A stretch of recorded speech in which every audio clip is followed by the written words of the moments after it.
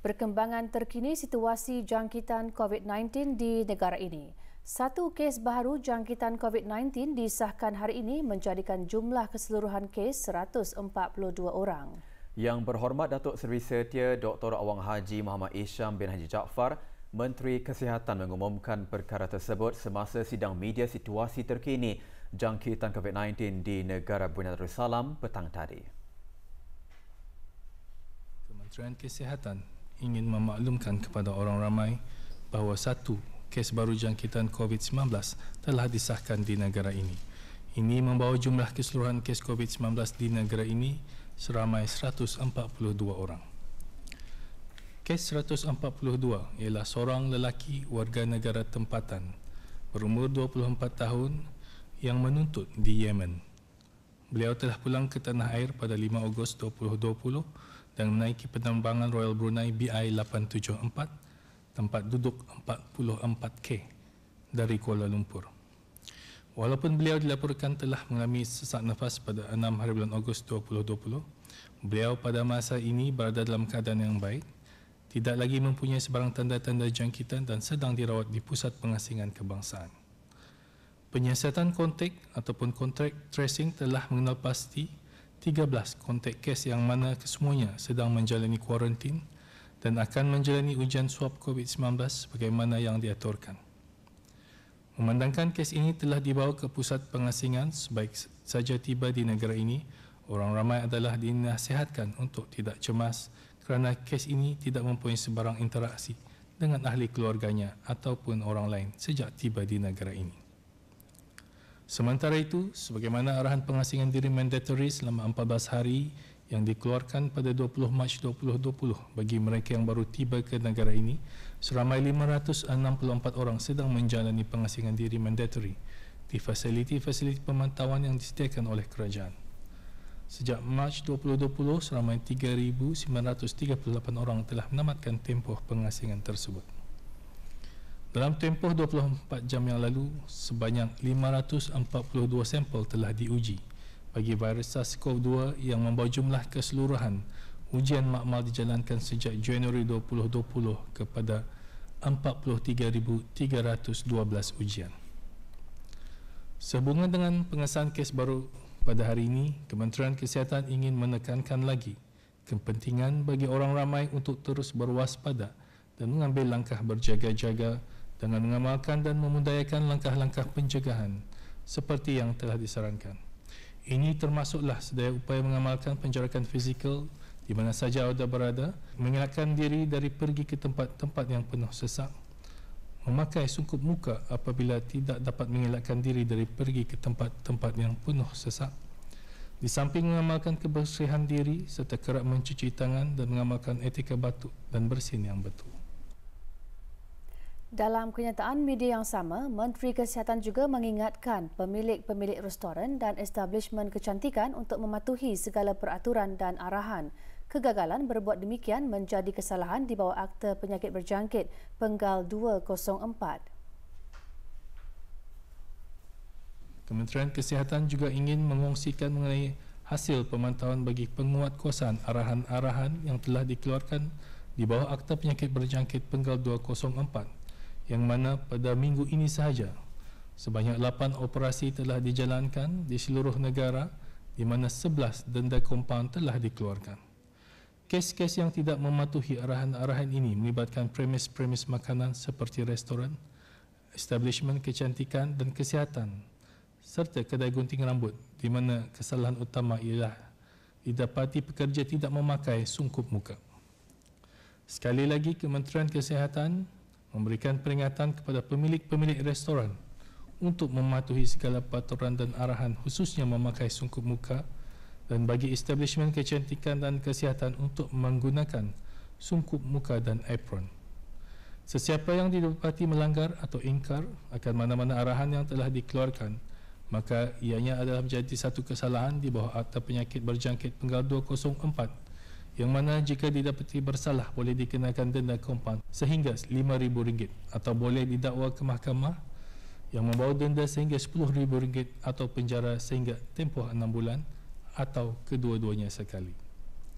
Kementerian ini tidak akan teragak-agak untuk mengambil tindakan undang-undang terhadap sesiapa yang tidak mematuhi arahan-arahan yang telah dikeluarkan. Untuk maklumat lanjut dan perkembangan terkini, orang ramai bolehlah melalui laman web Kementerian Kesihatan iaitu www.moh.gov.bn atau menghubungi talian nasihat kesihatan 148 atau melalui aplikasi healthinfo.gov.bn. Menjawab soalan media mengenai vaksin COVID-19, Menteri Kesihatan menjelaskan bahawa negara Brunei Darussalam ada membuat perjanjian dengan Pertubuhan Kesihatan Sedunia WHO mengenainya.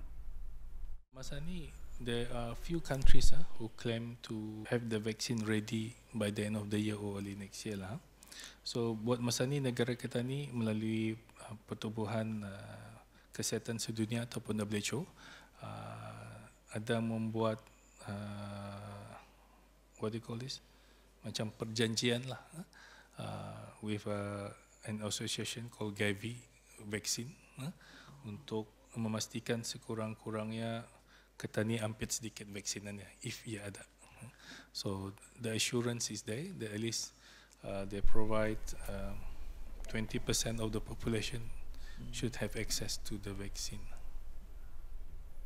Aplikasi Takaful Brunei dilancarkan bagi memberikan kemudahan kepada para pengguna berdaftar untuk menyertai, memperbaharui, membuat tuntutan serta menguruskan kesemua sijil-sijil takaful mereka. Ikuti perinciannya selepas ini. Teruskan bersama kami.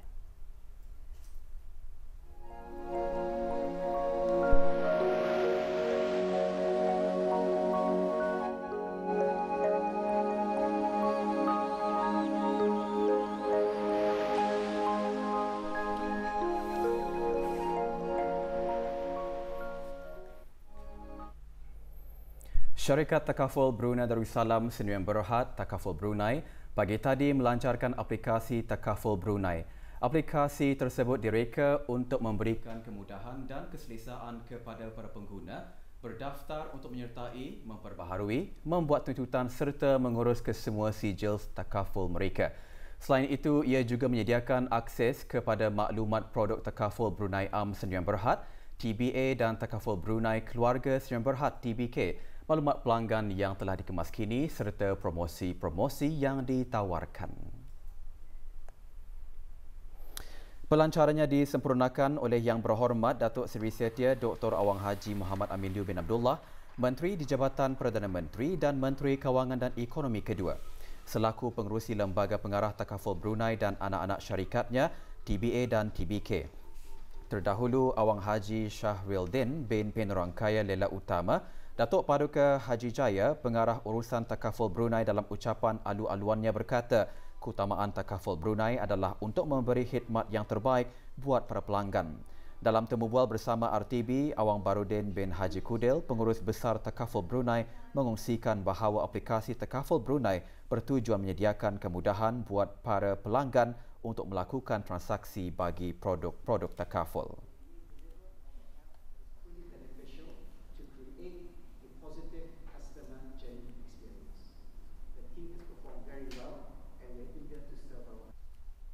Antara kemudahan yang ditawarkan melalui Takaful Brunei Mobile App adalah kemudahan untuk memperbaharui sijil takaful kenderaan bermotor, yang mana dengan adanya mobile apps ini peserta-peserta takaful tidak perlu lagi membawa atau mengeluarkan sijil fizikal sijil takaful. Ianya hanya perlu cukup memperlihatkan digital sijil takaful yang berada di dalam mobile apps Takaful Brunei. Antara kebaikan yang ditawarkan Takaful Brunei mobile apps ini adalah ianya memberi kemudahan dan mempercepatkan lagi urusan-urusan pembaharuan sijil-sijil takaful pelanggan-pelanggan Takaful Brunei, yang mana pelanggan-pelanggan takaful orang ramai tidak perlu lagi untuk datang ke kaunter-kaunter takaful.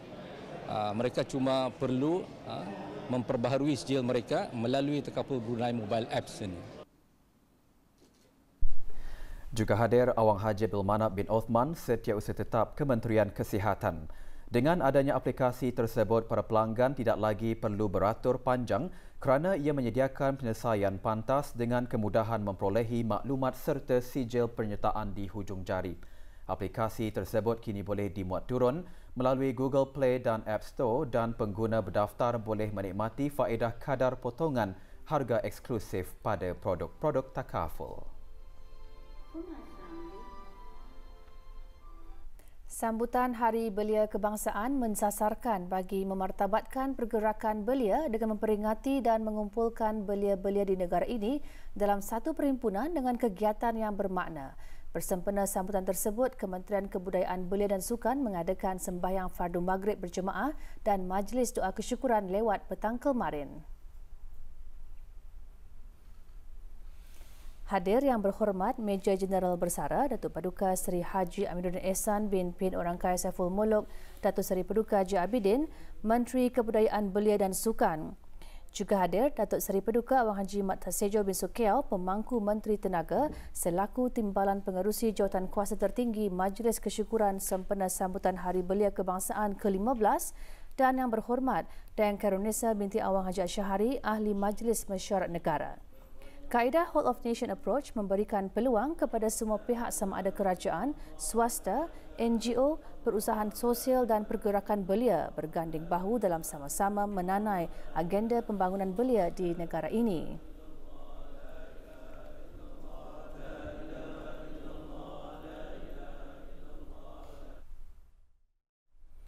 Semua pihak sama ada ibu bapa, keluarga, masyarakat dan negara berperanan membimbing dan memimpin golongan belia agar mereka menjadi golongan yang taat beragama, taat kepada para ibu bapa mereka, berakhlak mulia dan hormat menghormati sesama manusia. Justru dengan bimbingan yang baik dan sempurna akan dapat mengukuhkan jati diri mereka menjadikan belia yang bertanggungjawab kepada agama, bangsa dan negara. Belia yang dididik dan dibimbing dengan nilai-nilai agama tidak akan mudah melakukan perkara-perkara mungkar dan maksiat. Perkara tersebut antara intipati khutbah Jumaat hari ini yang bertajuk Belia Siaga Masa Depan.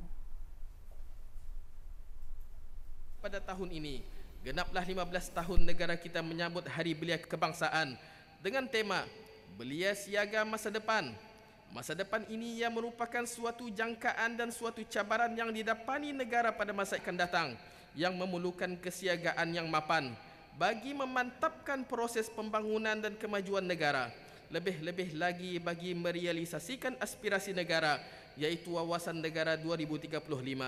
Oleh yang demikian, bagi menjamin kemakmuran dan kemajuan negara agar berterusan dan sentiasa membangun dari masa ke semasa, kita amat memerlukan golongan belia yang holistik, bukan sahaja cemerlang dalam pendidikan, elok pada sudut syakhsia dan kerohaniannya, tetapi juga belia yang berkemahiran, inovatif dan kreatif dalam kehidupannya, sejajar dengan kepesatan kemajuan dunia sekarang dalam pelbagai bidang, bagi meneruskan usaha agenda pembangunan umat, negara dan wawasan Brunei 2035.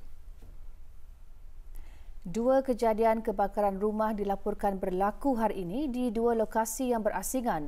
Jabatan Bomba dan Penyelamat ketika dihubungi oleh Balai Berita RTB mengesahkan mengenai dua kejadian kebakaran tersebut iaitu di Kampung Subuk dan Kampung Kiarong. Kebakaran pertama berlaku selang lebih sejam dari kejadian kedua. Ikuti laporannya bersama pewarta RTB Azizi Ahmad. Menurut pihak Bomba, panggilan kecemasan pertama diterima kira-kira pukul 11.20 pagi, membabitkan sebuah rumah di Kampung Subuk. 4 buah jentera dari Balai Bomba Bandar Seri Begawan, Berakas dan Beribi bersama 19 anggota dikerah ke tempat kejadian. Api dapat dikawal dalam masa 2 minit. Rumah milik Awang Saleh bin Saban didiami oleh 7 orang penghuni. Dalam kejadian, seorang kanak-kanak cedera ringan. Bagaimanapun, tiada kemalangan jiwa dilaporkan. Punca kejadian dan jumlah kerugian masih dalam penyiasatan.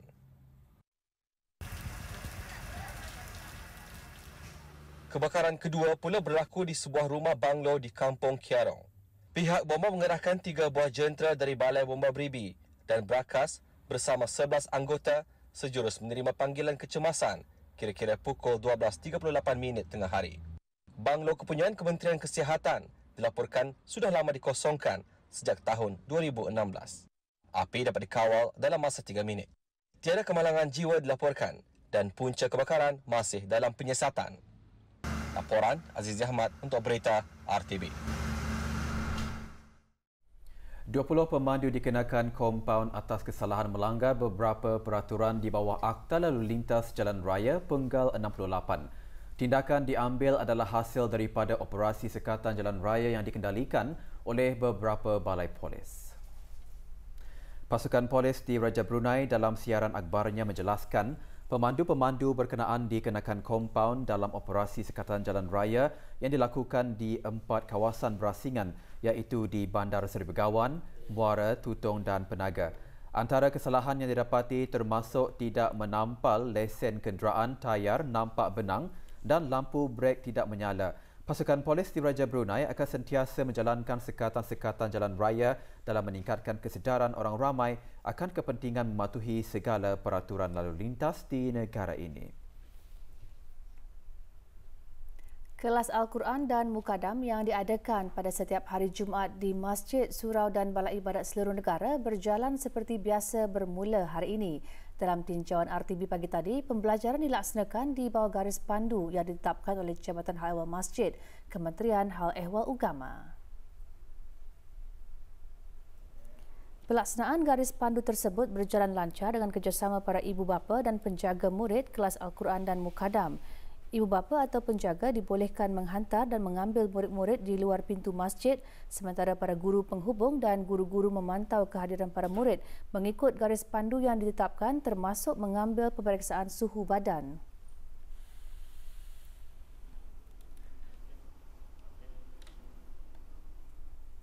Para murid yang menjalani kelas dari pukul 8 pagi hingga 10 pagi juga diarahkan untuk mematuhi garis pandu yang ditetapkan termasuk berwudu dari rumah, mencatat kehadiran di dalam buku daftar yang disediakan dan digalakkan memakai sungkup muka.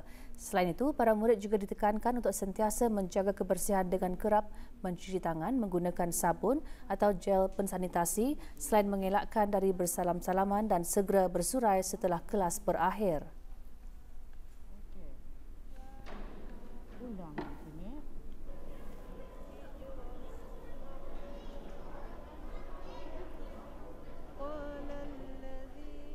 Walaupun kelas Al-Quran dan Mukadam di masjid, surau dan balai ibadat di seluruh negara dihentikan sementara selama lebih 4 bulan berikutan pandemik wabak COVID-19 di negara ini, namun para guru dan murid tetap bersemangat dan melahirkan rasa syukur apabila kelas-kelas dibuka semula. Walau bagaimanapun, para guru kelas Al-Quran dan Mukadam terus mengambil langkah berjaga-jaga dengan mematuhi garis panduan serta menyusun strategi pembelajaran yang bersesuaian dengan keadaan pada masa ini.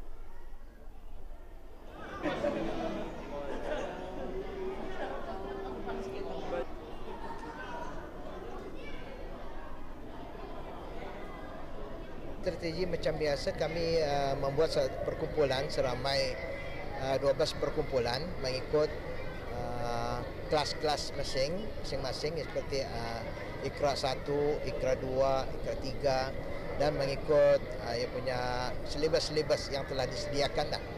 Seperti Al-Quran ada 3 grup di sini termasuk kelas Al-Quran perempuan.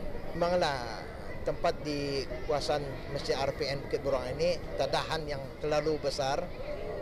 Sungguh pun terlalu besar, kami pun dapat menyesuaikan keadaan kumpulan-kumpulan di mana kami dapat membagi-bahagikan di mana kawasan yang tempat yang nampak sedikitlah. Memang digalakkan supaya mereka ini duduk secara berjarakan supaya jangan terlampau rapat. Perasaan kami sangat gembira kerana sekian lama sudah anda mengaji di masjid bersama kawan-kawan dan ustazah. Kami rasa happy untuk mengaji semula bersama kawan-kawan dan guru-guru kami, ustazah kami. Tapi kami mesti mematuhi peraturan garis pandu yang telah disediakan oleh MOH untuk keselamatan diri sendiri. Alhamdulillah, dengan sekian lama ada pembukaan mengaji di masjid ini, dapat mengaji bersama guru pembimbing kami dan dapat berjumpa dengan kawan-kawan saya di sini. Dapat face to face bersama guru kami, dapat mengajar kami sikit-sikit. Kalau ada salah, ya boleh bagi betulkan bacaan kami. COVID ini kami mengaji di rumah saja.